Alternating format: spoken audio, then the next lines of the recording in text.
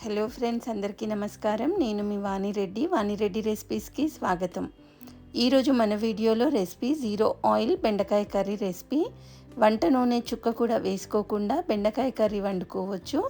ఇది ఆరోగ్యానికి చాలా మేలు చేస్తుంది. బరువు తగ్గాలనుకునే వారికి, షుగర్ పేషెంట్స్కి, హార్ట్ ప్రాబ్లమ్స్ ఉన్న వాళ్ళకి ఇది ఎంతో మేలు చేస్తుంది. మరి చుక్క నూనె కూడా వాడకుండా మనం ఈ కర్రీని ఎలా తయారు చేసుకున్నామో, కావలసిన పదార్థాలు ఏంటో ఇప్పుడు చూపిస్తాను. మీరు కూడా నాతో పాటు వీడియో చూడండి. మీరు వీడియో స్కిప్ చేయకుండా చూడండి. మీకు అందరికీ ఎంతో ఉపయోగపడే వంటకం. మరి ఆలస్యం లేకుండా వీడియో చూద్దాం. ముందుగా తరిగిన ఉల్లిపాయ ఒకటి మిక్సీ జార్లో వేసుకొని మెత్తగా పేస్ట్ చేసి ఒక గిన్నెలోకి తీసుకోవాలి. ఇప్పుడు అదే మిక్సీ జార్లోకి తరిగిన టమాటో ఒకటి వేసుకొని మెత్తగా ప్యూరీ చేసుకోవాలి. ఇప్పుడు మనం తయారు చేసుకున్న టమాటో ప్యూరీని ఒక గిన్నెలోకి తీసుకోవాలి. మనకి కావలసిన పదార్థాలన్నీ తీసుకొని పక్కన ఉంచుకుందాం.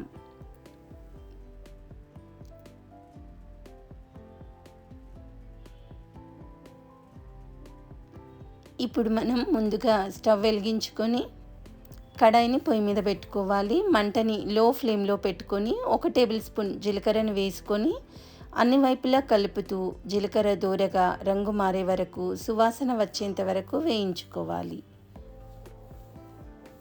మీరు మంటని చిన్నది మాత్రమే పెట్టుకొని దోరగా వేయించుకోండి.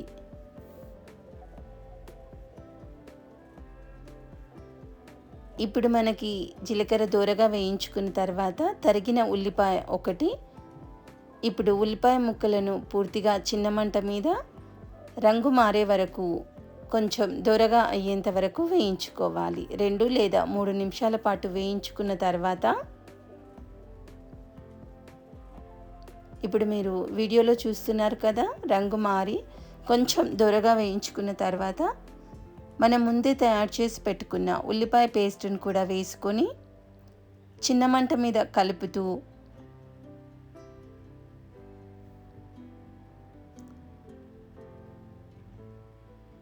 2 టీ స్పూన్ల నీళ్లను పోసుకోవాలి. ఇప్పుడు దీన్ని మరో 3 నిమిషాల పాటు చిన్న మంట మీద రంగు మారేంత వరకు వేయించుకోవాలి.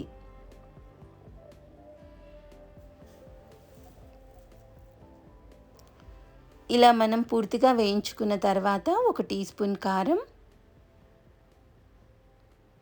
2 పచ్చిమిర్చి చీలికల్లాగా చేసుకొని వేసుకోండి. 1 టీ స్పూన్ ధనియాల పొడి వేసుకొని అంతా కలుపుకొని చిన్న మంట మీద 1 నిమిషం పాటు వేగనివ్వాలి.